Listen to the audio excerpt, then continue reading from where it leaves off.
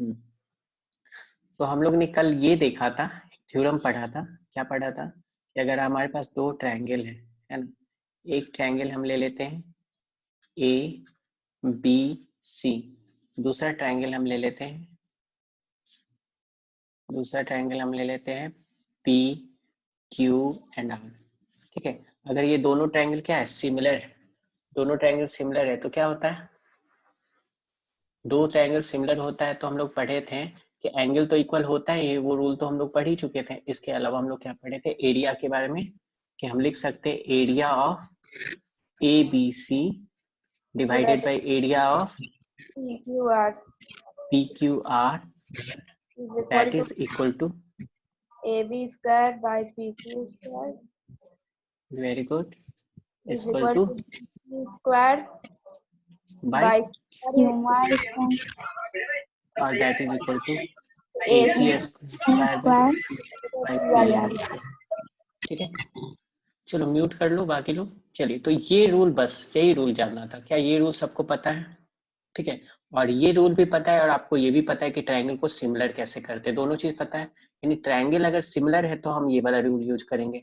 और बात ये रहता है कि कभी कभी डायरेक्ट ये रूल हमको मिल जाता है तो हमको ट्रायंगल को क्या करना रहता है, सिमिलर। तो ट्रायंगल को सिमिलर करने के लिए भी हमें पता है कि सिमिलर करने के लिए कौन कौन सा रूल यूज करते हैं, सबको पता है। अगर ट्रायंगल को सिमिलर करना है तो हमारे पास जो रूल है ए, सेकेंड रूल जो है एस ए एस, और और थर्ड जो पढ़े एस एस एस।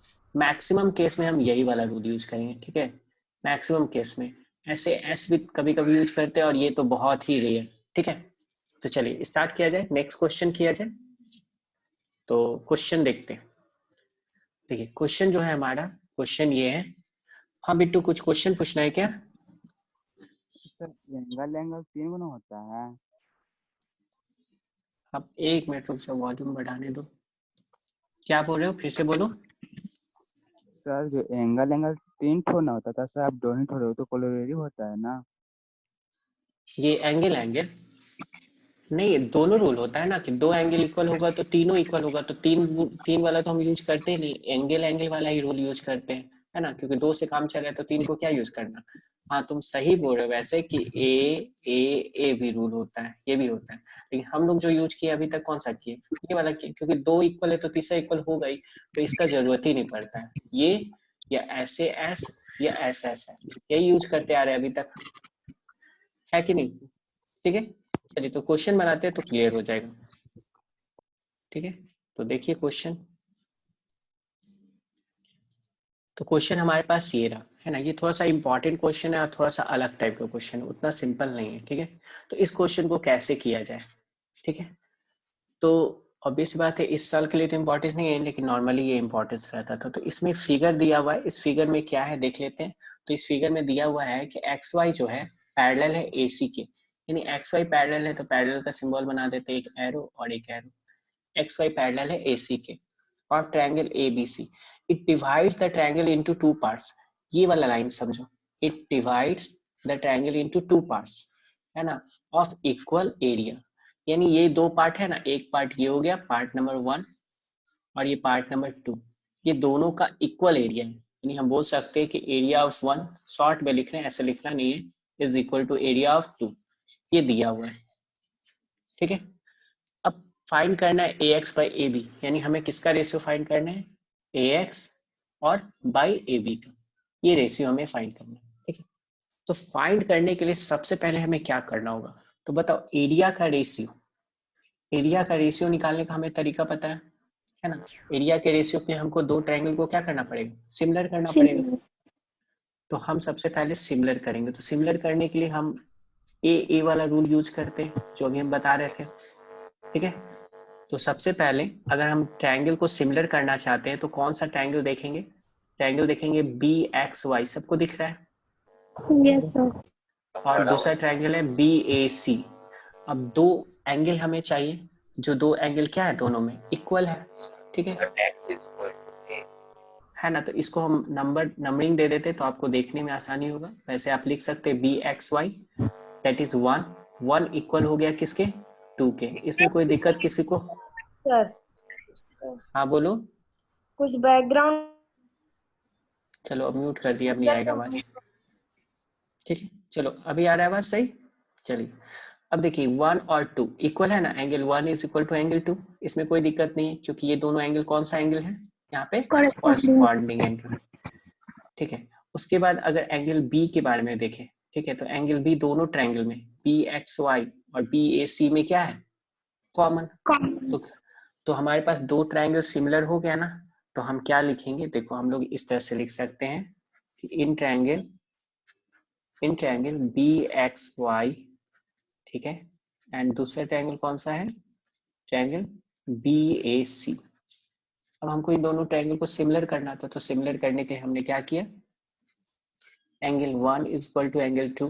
अब पूछा जाएगा कि एंगल 1 और एंगल 2 इक्वल कैसे हुआ, तो क्या लिखेंगे, कॉरस्पॉन्डिंग एंगल्स। ये कॉरस्पॉन्डिंग एंगल्स इक्वल क्यों है, एस दिया हुआ ये है X Y is parallel to A C. ठीक है, तो ऐसे करके एक्सप्लेन कर देंगे। और उसके बाद angle B is equal to angle B, ये क्या हो जाएगा, ये हो जाएगा कॉमन। ठीक है, तो ये दोनों एंगल जब इक्वल है, ये दोनों जब एंगल इक्वल है तो क्या होगा, दोनों ट्रायंगल सिमिलर होगा ना, तो हम लिख सकते हैं देयरफॉर, क्या लिख सकते हैं, triangle B X Y is similar to, अब देखो नाम ध्यान से दिखना, तो यहाँ तो नाम में कोई टेंशन नहीं, बी एक्स वाई, तो बताओ तो दूसरा ट्रायंगल का नाम क्या लिखेंगे, बी ए सी, है ना, क्योंकि देखो बी जो है बी के बराबर है, तो बी की जगह पे बी लिख दिए, और एक्स जहाँ पे है वहां पे 1 है, 1 है, और 1 किसके बराबर है, 2 के बराबर, तो जहाँ एक्स वहां पे ए, तो ये सिंपल आपको पता चला होगा। और बचा सी, तो ये कौन सा रूल यूज किए, बाई ए सिमिलैरिटी। तो यहाँ तक हमको नहीं लगता कि किसी को दिक्कत होगा, क्योंकि एक बार सिमिलर कर दिए तो अब हमारे पास ये दोनों का एरिया इक्वल है। अच्छा, दोनों का एरिया इक्वल है, तो एक बात बताओ, अगर हम ये लिखना चाहते हैं कि ये जो दोनों का एरिया मिला दे, मतलब दोनों का एरिया मिला दे, तो बड़ा वाला का एरिया जो हो जाएगा वो छोटे वाले के डबल होगा या नहीं होगा, मतलब ये x और ये भी x, तो एरिया ऑफ बी ए सी बोलेंगे 2x, है ना, जैसे यहाँ हम रफ में बता रहे हैं उसको हम डायरेक्ट लिखेंगे। अगर एरिया ऑफ बी ए सी कोई बोलेगा तो बी ए सी का एरिया क्या लिख सकते हैं, x प्लस एक्स 2x लिख सकते हैं, और ये जो x है x को हम रिप्लेस कर सकते हैं twice of area of B X Y से। ठीक है, तो एक्चुअल में दिया हुआ ये दोनों बराबर, लेकिन ये दोनों बराबर दिया हुआ तो उससे कंक्लूजन ये निकलता है कि area of B A C is equal to area twice area of B X Y. ठीक है, तो सबसे पहले तो हमारे पास जो बी एक्स वाई और बी ए सी है, इन दोनों के एरिया के बीच का रिलेशन दिया हुआ है, तो यहाँ पे हमको सबसे पहले क्या करना है, सिमिलर ट्रायंगल और साइड के बीच में जो एरिया का रूल होता है वो यूज करते हैं। तो एरिया के रूल के अकॉर्डिंग अगर दो ट्रायंगल सिमिलर होगा तो हम क्या लिख सकते हैं, हम लिख सकते हैं area of B X Y by area of B A C is equal to, क्या लिखेंगे, अब बताओ यहाँ से कौन सा साइड ले, कोई साइड तो लेना है, तो यहाँ है ए एक्स और ए बी, तो यहाँ से कौन सा साइड ले, तो एक साइड हमको पता है ए बी है ना, यहाँ पे दिख रहा है, दूसरा तो नहीं पता लेकिन ए बी पता है, तो ए बी के कॉरस्पॉन्डिंग कौन सा साइड है, बी एक्स, है ना, तो ए बी के कॉरस्पॉन्डिंग बी एक्स है, तो इसको हम लिखेंगे that is equal to B X square, यानी ट्रायंगल सिमिलर है देयरफॉर हम ऐसा लिख सकते हैं, है ना, बी ए स्क्वायर। अभी हमने रूल पढ़ा, अभी हमने थ्योरम पढ़ा था कल के डेट में, तो ये थ्योरम को यूज करके ऐसा हम लिख सकते हैं। अब देखो क्वेश्चन बहुत ही आसान है ना, अब हमारे पास इसको मान लेते हैं क्वेश्चन 1, ठीक है, और चाहे तो हम लेट कर सकते हैं, जैसे यहाँ पे हमारे पास क्या दिया हुआ है, हमारे पास दिया हुआ है, अगर सिंपली बनाना चाहते हो तो हम लिख सकते हैं कि area of B X Y, ठीक है, और that is equal to area of X Y A C, X Y A C या एक्स वाई सी ए लिखो, एक्स वाई सी ए, बात बराबर, ठीक है, एक्स वाई सी ए ज्यादा बेटर होगा क्योंकि एक पर्टिकुलर ऑर्डर में, ठीक है। तो एक बात बताओ, ये जो स्टेटमेंट लिखे हैं कि यानी ये जो area of B X Y है और area of X Y C A है ना, ये दोनों कहाँ दिया हुआ है, इस वाले लाइन में दिया हुआ है, तो ये क्या है, गिवन है, तो दोनों को हम क्या एक्सलेट कर सकते हैं, ठीक है, और ये क्या था, ये था गिवन। बताओ यहाँ तक कोई प्रॉब्लम किसी को? यहाँ तक में कोई प्रॉब्लम नहीं है ना? सर एक्स वाई सी ए कहाँ से है? ये कहाँ क्या दिया बोल? है? एक्स वाई सी ए। एक्स वाई सी ए देखो यहाँ पे, ठीक है। हाँ फिर हाँ बोलो। जगह पे हम लोग बी लिख सकते हैं ना, area of triangle B A C twice लिखेंगे। अच्छा ये बताओ, पहले ये बताओ, ये जो है यहाँ पे दिया हुआ है ना, इट इट इट मतलब क्या? इट मतलब ये एक्स वाई, इट मतलब यहाँ पे क्या है? X Y. X Y divide कर रहा है, किसको डिवाइड कर रहा है? ट्रायंगल को। कितने पार्ट में डिवाइड कर रहा है? 2 पार्ट में, है ना। तो एक्स वाई 2 पार्ट में कैसे डिवाइड कर रहा है? एक्स वाई को ड्रॉ कर रहे हैं तो एक पार्ट हो रहा है, कौन सा पार्ट बन रहा है? B X Y. और दूसरा पार्ट कौन सा बन रहा है? X Y C A. बन रहा है या नहीं बन रहा है? तो डिवाइड्स यहाँ पे बोल रहा है X Y divides triangle into 2 parts, और उसके बाद क्या बोल रहा है? Of equal area. तो ये जो 2 पार्ट है, इन दोनों पार्ट का क्या है? एरिया क्या है? इक्वल है। एरिया क्या है? इक्वल है। यही दिया हुआ है ना? ये दिया हुआ है कि नहीं दिया हुआ है क्वेश्चन में? बताओ। Yes sir. Yes sir. तो दोनों जो इक्वल है तो दोनों को हम एक्स लेट कर सकते हैं ना, थोड़ा सिंपल करने के लिए क्वेश्चन को, है ना। तो यहाँ पे हम यही लिखे हैं गिवन में, ठीक है, कि दोनों को हमने क्या लेट कर लिया? एक्स लेट कर लिया। कोई प्रॉब्लम यहाँ पे? बताओ। अब दोनों को एक्स लेट कर लिए तो एक बात बताओ कि देयरफॉर अब हमसे कोई पूछता है कि एरिया ऑफ बी ए सी क्या होगा, बताओ। तो बी ए सी हम क्या लिख सकते हैं? बी ए सी मतलब दोनों ट्रायंगल, दोनों फिगर मिलके बना है बी ए सी, है ना। तो area of B A C हम क्या लिख सकते हैं? Area of B X Y plus area of X Y C A. इस बात को डायरेक्ट भी लिख सकते थे, लेकिन हम तुम लोग को समझाने के लिए ऐसे लिखे हैं, X plus X that is equal to 2x। बताओ यहाँ तक कोई दिक्कत नहीं ना है? No, अब हम sir. क्या करेंगे? 1 में हम इन दोनों का वैल्यू पुट कर देते हैं, ठीक है। तो देयरफॉर हम क्या लिख सकते हैं? B X by B A square whole square. ये कहाँ से लिख रहे हैं? यहाँ से, ठीक है। दैट इज इक्वल टू, हमारे पास क्या है? ये area of B X Y. तो बी एक्स वाई हमारे पास क्या है? एक्स है। तो बी एक्स वाई की जगह हम एक्स लिख सकते हैं।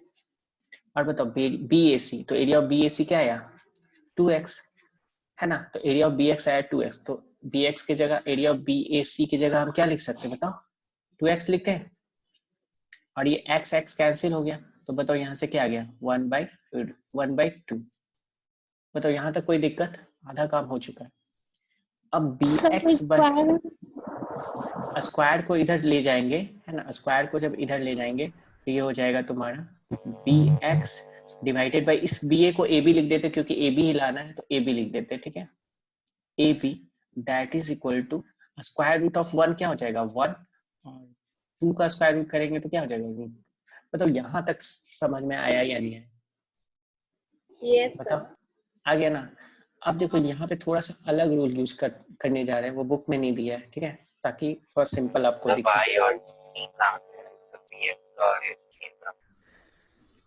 आवाज नहीं आ रहा है तुम्हारा सूजन सही से। चलो कोई नहीं, एक बार बताते हैं, अगर नहीं समझ में आएगा तो फिर से पूछ लेना। बाकी सबको समझ में आ रहा है ना? कोई दिक्कत नहीं यहाँ तक? अब देखिए हम क्या करें। इसको बनाने का 2 तरीका, एक तो 1 माइनस करके भी बना सकते हैं, है ना। लेकिन थोड़ा सा हम आपका काम आसान करने जा रहे हैं, इसको थोड़ा चेंज कर दे रहे हैं। क्या कर दे रहे हैं? चेंज प्रोसेस कर दे रहे हैं। यहाँ पे हम लेट कर रहे हैं, क्योंकि जब भी रेशियो आता है तो रेशियो को हम लेट कर सकते हैं। तो बताइए लेट हम कर सकते हैं, B X equal to let कर लेते हैं के, है ना। And A B equal to हम क्या लेट कर सकते हैं? बताओ। √2 के। अब देखो, तो यहाँ से bx जो है ना, ये वाला, ये हमारा क्या निकल गया? bx है k, ठीक है। और ab क्या निकल गया? √2 के। अब बताओ हमको निकालना क्या था? ab तो हमारे पास है, अगर ax निकाल ले तो काम हो जाएगा। तो बताओ, तो इस फिगर को देख के ax निकालना आसान है कि नहीं है? ab पता है और bx पता है, तो ax निकाल सकते हैं, है ना। निकाल सकते हैं या नहीं? तो Yes, ax इक्वल टू हम डायरेक्ट क्या लिख सकते हैं? बताइए। लिख सकते हैं ab minus minus px ab minus B X. अच्छा ab का वैल्यू कितना है? √2, k. और बी एक्स का वैल्यू है के। अगर के लेट किए हैं, 1 है तो x लेट करते हैं ना रेशियो को, जैसे 2:3 रेशियो रहता है ना। तो हम क्या लेट करते हैं? 2k एंड 3 के ऐसे लेट करते हैं कि नहीं करते बताओ? तो यहाँ Yes, पे sir. 1:√2 है, तो इसलिए 1 को k और √2 को √2 के लेट कर लिए। क्लियर? ठीक है, थोड़ा सा सिंपल आपको लगे इसलिए, बस और कुछ नहीं। तो यहाँ से k अगर कॉमन लेंगे तो √2 - 1 k हो जाएगा, ये ax का वैल्यू।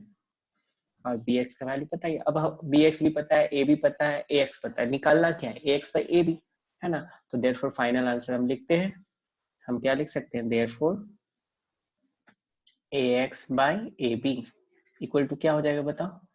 ax का वैल्यू कितना है? √2 √2 minus - 1. 1k है ना? K. और ab का वैल्यू कितना है? √2 K. √2k।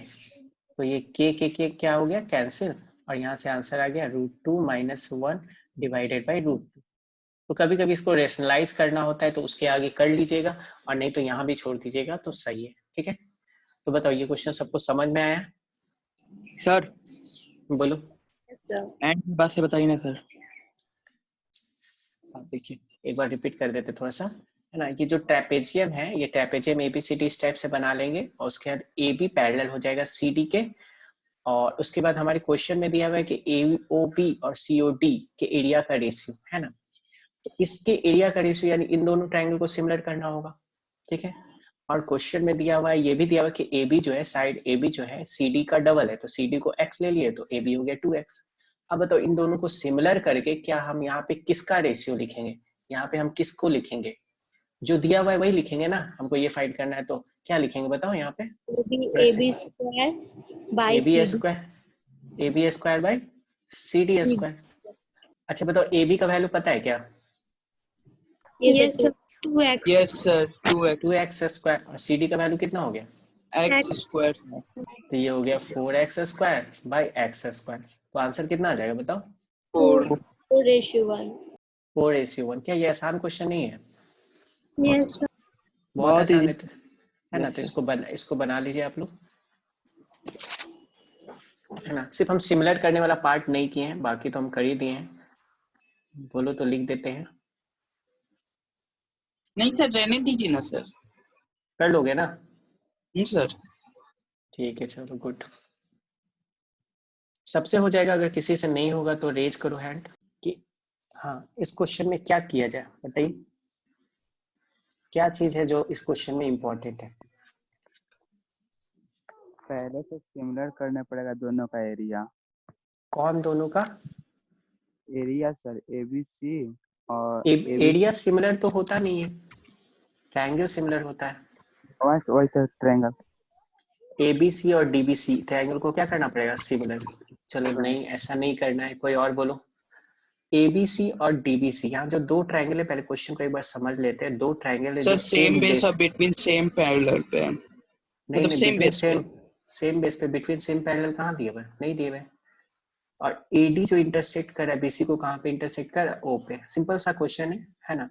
फिगर जो है वही है, लेकिन प्रूव करना है ABC का एरिया और DBC का एरिया। इस बार स्क्वायर नहीं है, देखो AO और DO का स्क्वायर नहीं है। ठीक है, तो इसको कैसे किया जाए? तो सबसे पहले एक बात बताओ, नॉर्मली अगर ट्रायंगल का एरिया निकालना हो तो नॉर्मली ट्रायंगल का एरिया निकालने के लिए, अच्छा कोई बता सकता है? तो पहले आप लोग से सुनना चाहेंगे, उसके बाद हम बताएंगे, अगर किसी को आइडिया है तो बताओ। Sir half into base. Perpendicular draw करेंगे। हाँ वेरी गुड, कौन बोल रहे हो? नाम बताओ। अनम। Yes sir. हाँ वेरी गुड। ये क्वेश्चन थोड़ा सा यूनिक है और अलग है। इस क्वेश्चन में हम लोग क्या करते हैं ना, इस क्वेश्चन में पर्टिकुलरली आपको इस बात को याद रखना है कि ये क्वेश्चन जो है इसमें हम परपेंडिकुलर ड्रॉ करते हैं इस टाइप से। इस पे परपेंडिकुलर ड्रॉ किए, ठीक है? तो इस परपेंडिकुलर का नाम हम लिख देते हैं AN लिख देते हैं, ठीक है? और D से एक परपेंडिकुलर ड्रॉ करेंगे, ठीक है? तो ये जो परपेंडिकुलर है इसका नाम हम लिख देते हैं, है ना? इस परपेंडिकुलर को ड्रॉ करने का मेन मोटिव ये होता है कि इन दोनों का एरिया हम निकालेंगे कैसे? बेस तो है हमारे पास, लेकिन परपेंडिकुलर नहीं था, तो बेस और परपेंडिकुलर दोनों होगा तभी हम एरिया निकाल पाएंगे। तो देखिए अब इस क्वेश्चन को बनाना आसान हो गया, क्योंकि हमारे पास हमें जो कैलकुलेट करना है वो कैलकुलेट करना है area of ABC by area of DBC। तो बताओ area of ABC half into base into height होता है ना? तो अगर ABC का एरिया लिखे तो हाफ इंटू बेस, बेस की जगह हम क्या लिख सकते हैं? BC। BC। और हाइट की जगह क्या लिखेंगे ड्रॉ करने के बाद AN AN। by construction. ठीक है, यहाँ हम कंस्ट्रक्शन नहीं लिखे, आप कंस्ट्रक्शन लिख लीजिएगा। ठीक है, यहाँ लिख देते हैं कंस्ट्रक्शन में। यहाँ आपको लिखना पड़ेगा, क्या लिखना पड़ेगा, ड्रॉ AN, है ना, और दूसरा क्या है DN परपेंडिकुलर टू, है ना। ऐसे शॉर्ट में लिख के रुको, सिंबल के फॉर्म ऐसे लिखो, ज्यादा बेटर रहेगा।